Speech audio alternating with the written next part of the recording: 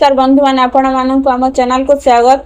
चलचित्र check review रे आज आम कथा हेबा ओडिया सिनेमा जगतर एक सुपरहिट और क्लासिक चलचित्र चका भूरी विषय 1985 मसीह मुक्ति लाभ करथिबा ए सिनेमा निर्देशना करथिले मोहम्मद मोहसिन एवं मुख्य भूमिका थिले उत्तम महांती, विजय महांती और अपराजिता महांती। तो भिडियोटी को शेष पर्यंत देखंतु कारण आज आम जानिबा ए सिनेमार कहानी, अभिनय, संगीत और कहीं आज भी यह दर्शक हृदय जीवंत अच्छी कहानी। चका भौणीर कहानी एक गाँव सरल भावप्रबल जीवन केन्द्र कर गढ़ा जाइछे। राम जड़े सत्यवादी, परोपकारी एवं साहसी युवक। से सदा लोक साहाय्य करिथाए। तांकर घनिष्ठ बंधु गंगा सहित तांकर संपर्क भाई ठारू मध्य बड़, किंतु गाँव थिबा लोभी महाजन किसी स्वार्थपर लोक षड्यंत्र तांको जीवन एक भयंकर मोड़े नहीं जाए।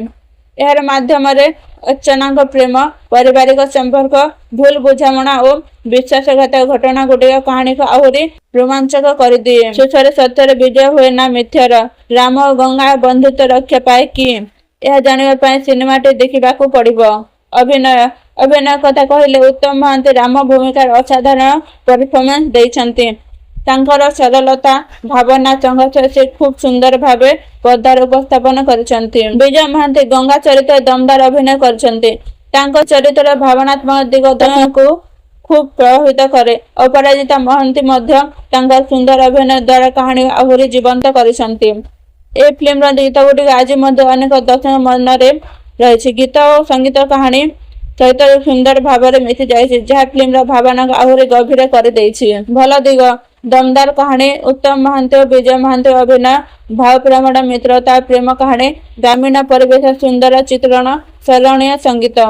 किछि दृश्य आज दर्शक धीरे लगी पारे। क्लाइमैक्स किछिटा पूर्वानुमान योग्य। चका भौरी केवल एक सिनेमा नुहे, यह मित्रता, प्रेम, त्याग और सतर एक सुंदर कहानी। जदि आपण पुराणा ओडिया फिल्म देखा भल पाते तेबे यह सिनेमा निश्चय देखंतु।